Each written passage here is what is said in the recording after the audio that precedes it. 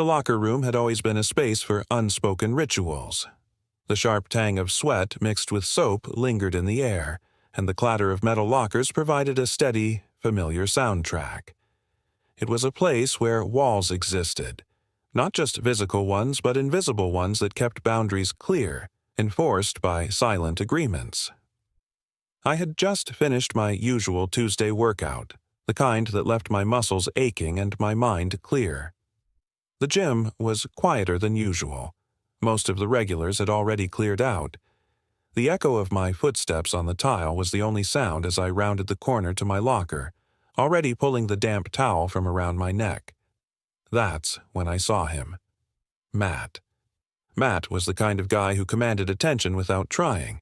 He wasn't the biggest guy at the gym, but there was something about his easy confidence, the way he moved, that drew people in.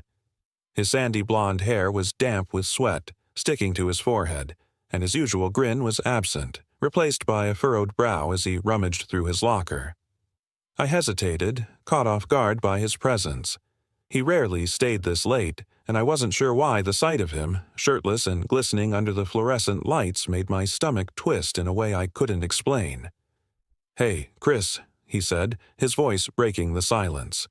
He looked up, his blue eyes meeting mine, and for a moment, the air felt heavier.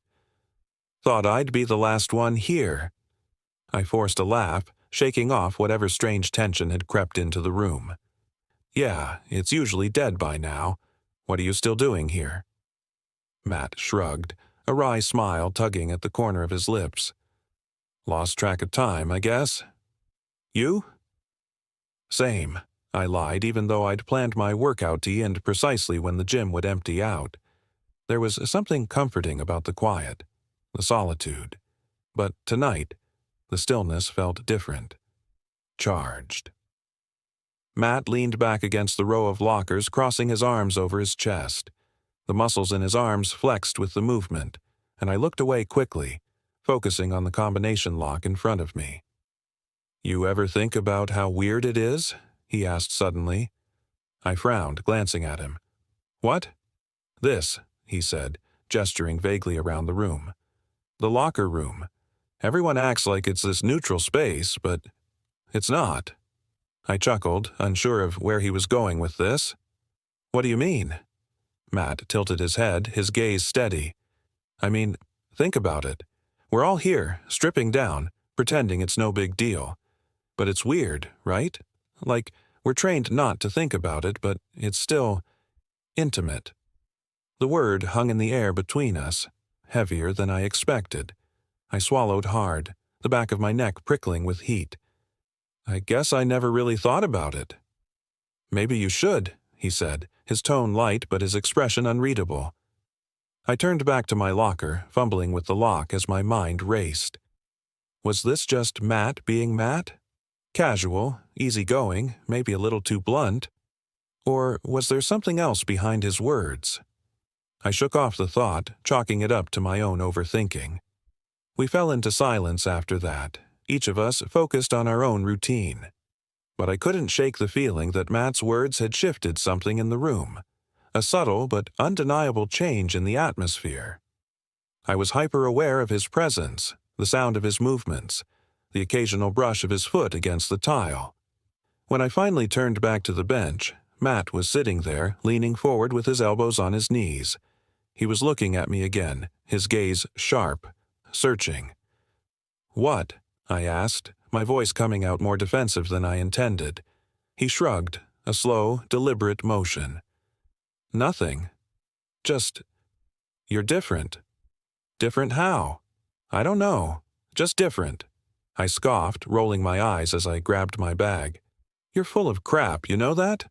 "Maybe," he said, his grin returning. But there was something in his eyes, something that made my stomach flip, though I couldn't say why. I told myself it was nothing, just Matt being his usual cryptic self. But as I walked out of the locker room that night, my thoughts were anything but clear, and I couldn't shake the feeling that something between us had shifted. The next time I saw Matt in the locker room, it was as if the world had conspired to repeat that strange, charged atmosphere. I wasn't expecting him to be there. It was Thursday, a day he usually skipped, and yet there he was, sitting on the bench in front of his locker, towel slung casually around his neck. "Chris," he said, his voice warm but tinged with something that felt like familiarity, like he'd been waiting for me. "Didn't think I'd run into you again this late." "Yeah, well," I trailed off, unsure of how to respond. My usual confidence seemed to falter whenever Matt was around, leaving me awkward and off balance. I forced a laugh. "Guess we're on the same weird schedule this week." He grinned, leaning back slightly as he stretched his arms. The movement drew attention to the sharp lines of his shoulders, the faint sheen of sweat on his skin catching the fluorescent light. I looked away quickly, busying myself with my bag. "Crazy how empty it gets this time of night," Matt said, breaking the silence.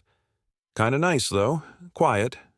"Yeah," I agreed, though my pulse was anything but calm. The room felt smaller somehow, the distance between us shrinking even as I kept my eyes on my locker. I wasn't sure what it was about Matt that unsettled me. He wasn't doing anything overtly unusual, just talking, moving, existing, but there was a weight to his presence that I couldn't ignore. Maybe it was the way his gaze lingered a moment too long, or the way his voice seemed to carry an undercurrent of something I couldn't quite place. I told myself I was imagining things, that my overactive brain was turning an ordinary interaction into something it wasn't. But then, out of the corner of my eye, I saw him watching me. Really watching me, and my breath hitched. "You good?" he asked, his tone casual, but his eyes sharp. "Yeah," I said quickly, my voice higher than I intended. I cleared my throat, trying to play it cool. "Why wouldn't I be?" Matt shrugged, his gaze still steady. "Dunno. You just seem distracted." "I'm fine," I said, a little too forcefully. I turned my back to him, focusing on the contents of my locker even though I didn't actually need anything. My hands trembled slightly and I clenched them into fists, willing myself to relax. I could feel his eyes on me, could almost hear the gears turning in his head. Matt had a way of reading people, of picking up on things they didn't want to admit, even to themselves. It was one of the things that made him so magnetic, but right now it felt like a spotlight shining directly on me. "You ever feel like people expect you to be someone you're not?" Matt asked suddenly, his voice softer than before. The question caught me off guard, and I turned to look at him. His expression was thoughtful, his gaze distant, as if he were speaking more to himself than to me. "Sometimes," I admitted cautiously. "Why?" He hesitated, his fingers tracing the edge of the bench. "Just been thinking about it a lot lately. You know, how we box ourselves in, do what's expected instead of what feels right." I didn't know what to say to that. Matt wasn't usually the introspective type, or at least he didn't let it show. This side of him, vulnerable and contemplative, was new to me, and it made my chest tighten in a way I didn't fully understand. "You're not making sense," I said, trying to lighten the mood. "What are you even talking about?" Matt's lips quirked into a faint smile, but there was no humor in his eyes. "Never mind," he said, standing up. He grabbed his towel and slung it over his shoulder, his movements deliberate. "Forget I said anything." Before I could respond, he started walking toward the showers, leaving me standing there with my thoughts racing. I watched him go, my gaze lingering on the broad line of his back, the way his muscles shifted under his skin. The air felt heavier, thicker, as if the room itself were holding its breath. I shook my head, trying to clear the haze of confusion that had settled over me. This was Matt. Confident, easygoing Matt. There was nothing unusual about the way he was acting. I was reading into things, letting my own insecurities paint a picture that didn't exist.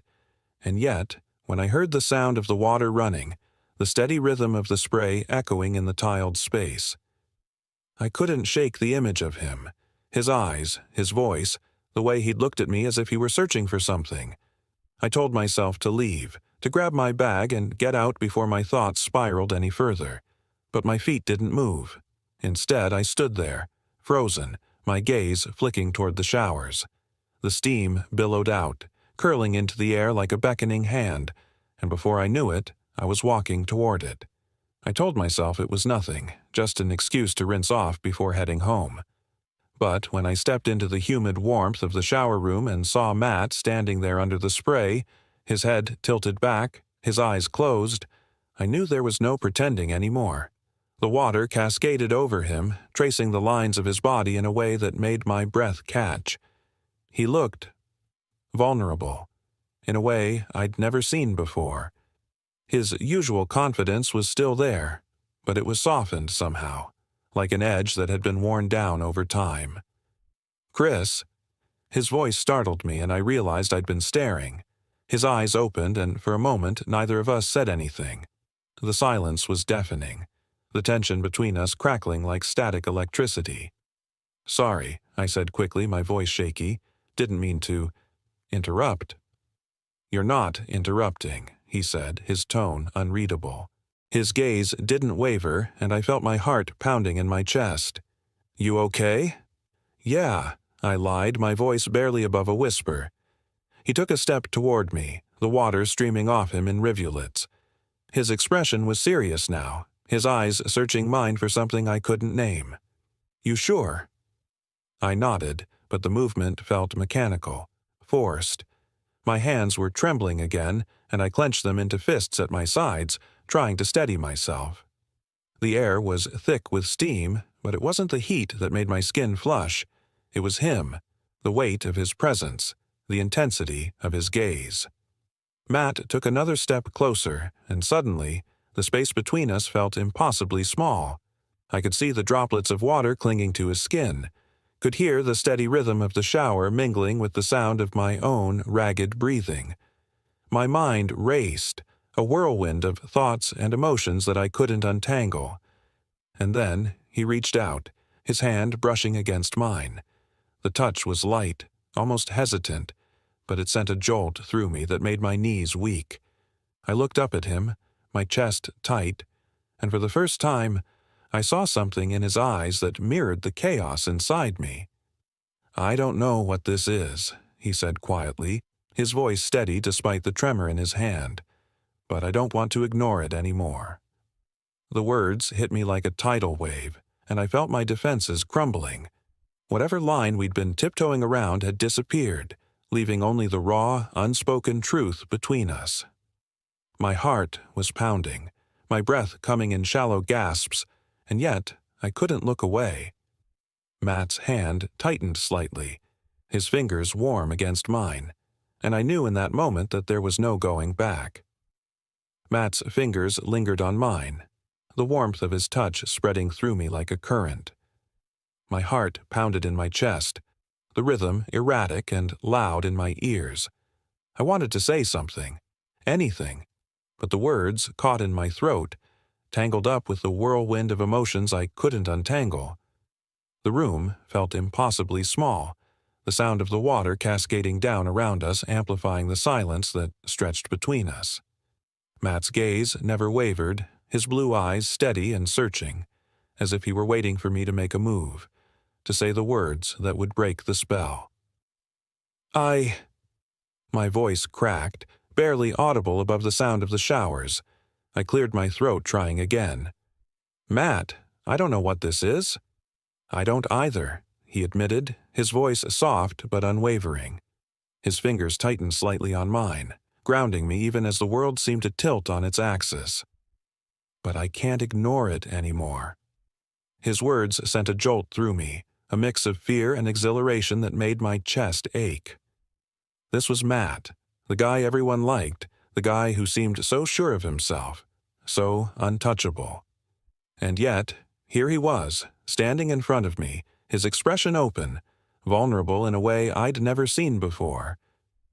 "I don't know if I can—" I trailed off, the weight of my own uncertainty pressing down on me.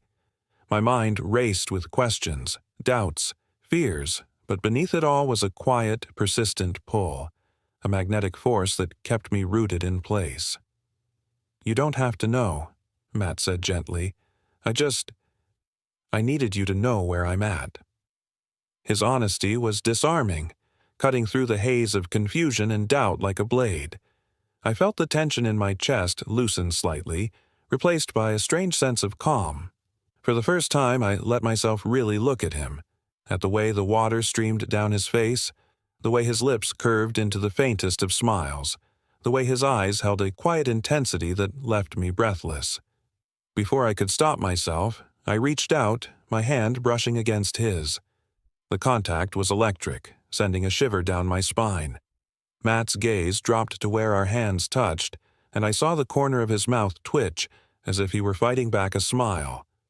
"I don't know what I'm doing," I admitted, my voice barely above a whisper. "But I don't want to walk away." Matt's eyes snapped back to mine, and for a moment, the tension between us was almost unbearable. Then, slowly, he closed the remaining distance between us, his movements deliberate, giving me every chance to pull away. I didn't. When his lips met mine, it was like the world fell away, leaving only the two of us in that small, steam-filled room. The kiss was soft at first, tentative, as if he were testing the waters, but as I leaned into him, letting my hand slide up to rest on his shoulder, it deepened, the hesitation giving way to something more urgent, more real. Matt's hands found their way to my waist, his grip firm but gentle as he pulled me closer. The heat of his body against mine was overwhelming, and I felt myself melting into him, my defenses crumbling with every touch, every brush of his lips against mine. When we finally pulled apart, both of us were breathing hard, the air around us thick with tension and something else, something unspoken but undeniable. Matt rested his forehead against mine, his eyes closed, his breath warm against my skin. "Tell me this isn't just me," he murmured, his voice rough and unsteady. "It's not," I said, the words tumbling out before I could stop them. "It's not just you."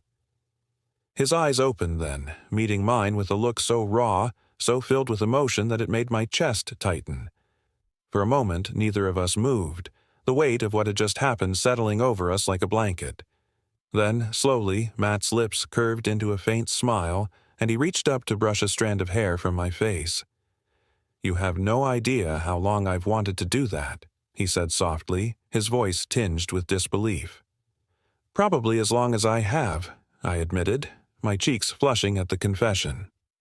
Matt chuckled, the sound low and warm, and I felt a small smile tug at my own lips. The tension between us hadn't disappeared. It was still there, simmering just beneath the surface, but it felt different now, less like a barrier and more like a thread pulling us closer together. We stayed like that for a while, the water still running around us, the steam curling into the air like a cocoon. Neither of us said much, but the silence wasn't uncomfortable. It was filled with a quiet understanding, a shared acknowledgement of what had just happened and what it meant. Eventually, the water began to cool, and Matt reached over to turn it off, his movements slow and deliberate. He grabbed a towel from the bench and handed it to me, his fingers brushing against mine as I took it. The simple gesture felt intimate, charged, and I felt my heart race all over again. As we dried off and got dressed, the reality of the situation began to sink in. What had started as an ordinary night at the gym had turned into something I never could have anticipated, something that left me questioning everything I thought I knew about myself and about Matt. When we left the locker room, the cool night air hit me like a wake-up call, sharp and bracing. Matt walked beside me, his hands shoved into his pockets, his expression thoughtful. I wanted to say something to break the silence, but I wasn't sure where to start.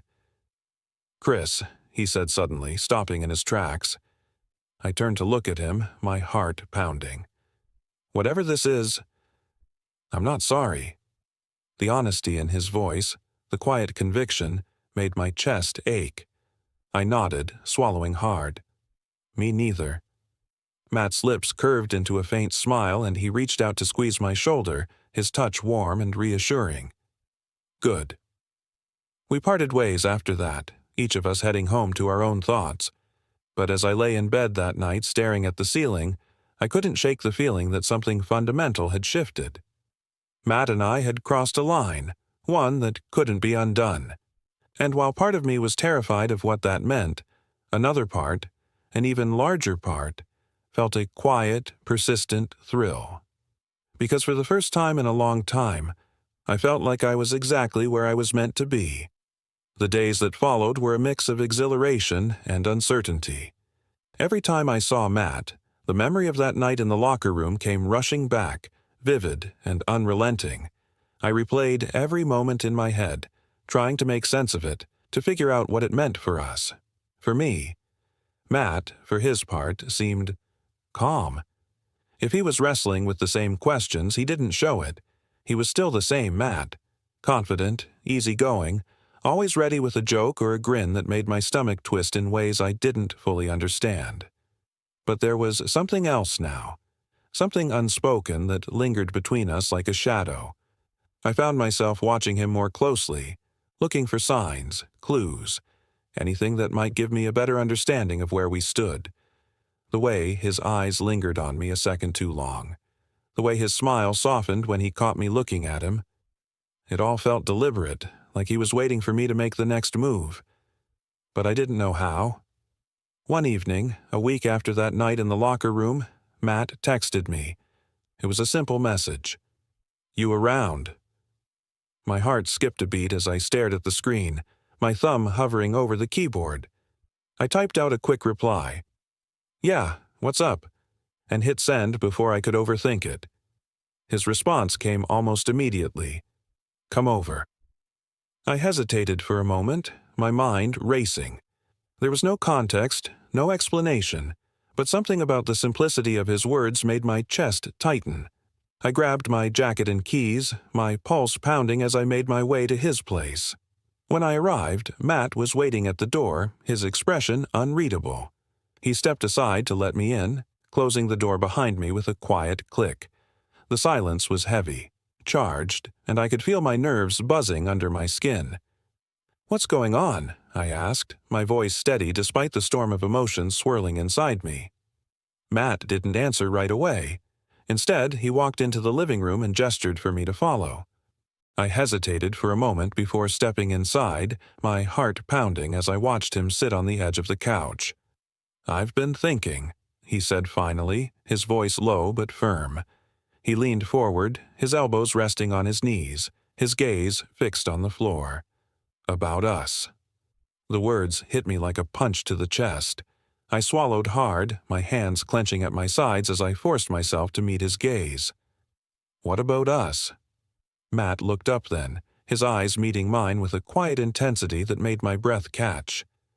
"I don't want to pretend like that night didn't happen," he said. "I don't want to ignore this." My chest tightened, the weight of his words settling over me like a blanket. "I don't either," I admitted, my voice barely above a whisper. For a moment, neither of us said anything. The silence stretched between us, heavy and thick, until Matt stood and took a step toward me. He hesitated, his movements slow and deliberate, as if giving me every chance to stop him. I didn't move. When he reached out, his hand brushing against mine, it felt like a spark igniting something deep inside me. I looked up at him, my breath hitching as I saw the vulnerability in his eyes, the quiet hope that mirrored my own. "Chris," he murmured, his voice trembling slightly, "I need to know if this is real, if this is something you want." I didn't trust myself to speak, so I nodded, my throat tight with emotion. Matt's lips curved into a faint smile and he stepped closer, his hand sliding up to rest on my shoulder. His touch was warm, grounding, and I felt the tension in my chest begin to loosen. When he kissed me, it was different from the first time. There was no hesitation, no uncertainty, just raw, unfiltered emotion.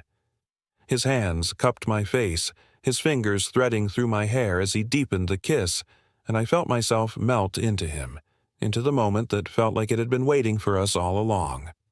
I didn't think about the consequences, didn't let myself dwell on what this meant or where it might lead. All I could focus on was him, the warmth of his body against mine, the way his lips moved with a quiet urgency, the way his hands held me like I was something precious. When we finally pulled apart, both of us were breathing hard, our foreheads resting against each other as we tried to catch our breath. Matt's hands slid down to my waist, his grip firm but gentle, and he looked at me with a softness that made my chest ache. "I've wanted this for so long," he admitted, his voice barely above a whisper. I didn't know how to tell you." I swallowed hard, my throat tight with emotion. "Me too," I said, the words tumbling out before I could stop them. "I've wanted this too." Matt's lips curved into a faint smile and he leaned in to press a soft kiss to my forehead. "Then let's stop pretending," he said. "Let's figure this out together." I nodded, my chest tight with a mix of fear and hope. For the first time, I let myself believe that this, whatever it was, could be real, that it could be something worth holding on to. The days that followed were unlike anything I'd ever experienced. Being with Matt felt both exhilarating and terrifying, like standing on the edge of a cliff and willingly stepping off, trusting the air to catch you. We didn't talk much about what had happened that night in his living room. It felt too delicate, too raw to put into words, but the change between us was undeniable. Every touch, every glance carried a weight it hadn't before. The easy camaraderie we'd shared was still there, but it had deepened, transformed into something that left me feeling vulnerable and exposed in ways I hadn't anticipated. And yet, I didn't want to run from it. For the first time in my life, I felt like I was exactly where I was supposed to be. One evening, about a week after that night, Matt invited me over again. This time, there was no pretense, no excuse, just a simple text that sent my heart racing. "Come over. I need to see you." When I arrived, Matt was waiting for me at the door, his expression unreadable. He stepped aside to let me in, closing the door behind me with a quiet click. The silence between us was heavy, but not uncomfortable. If anything, it felt charged, like the air before a storm. "Hey," he said softly, his voice low and warm. "Hey," I replied, my own voice barely above a whisper. For a moment, we just stood there, the space between us shrinking with every passing second. Then, without a word, Matt reached out, his hand brushing against mine. The touch was light, tentative, but it sent a jolt through me that made my breath hitch. "I can't stop thinking about you," he admitted, his voice trembling slightly. His eyes met mine, and I saw the vulnerability there, the quiet desperation that mirrored my own. "I don't want to hide this anymore."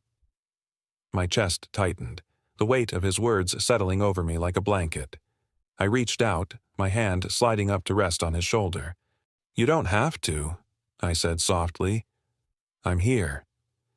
The relief in Matt's expression was palpable, and he stepped closer, his hands sliding up to cup my face. When he kissed me, it was slow and deliberate, filled with a tenderness that made my chest ache. His lips moved against mine with a quiet urgency, and I felt myself melting into him, into the moment that felt like it had been waiting for us all along. Matt's hands moved down to my waist, his grip firm but gentle as he guided me toward the couch. We sank into the cushions together, our bodies pressed close, and I felt the world fall away, leaving only the two of us. Every touch, every kiss felt like a revelation, a discovery of something I hadn't realized I'd been missing. As the night wore on, the boundaries between us blurred, and I found myself opening up to Matt in ways I hadn't thought possible. We talked about everything, our fears, our hopes, the things that kept us up at night, and with each word, I felt the walls I'd built around myself start to crumble. "I've never felt this way before," Matt admitted, his voice barely above a whisper.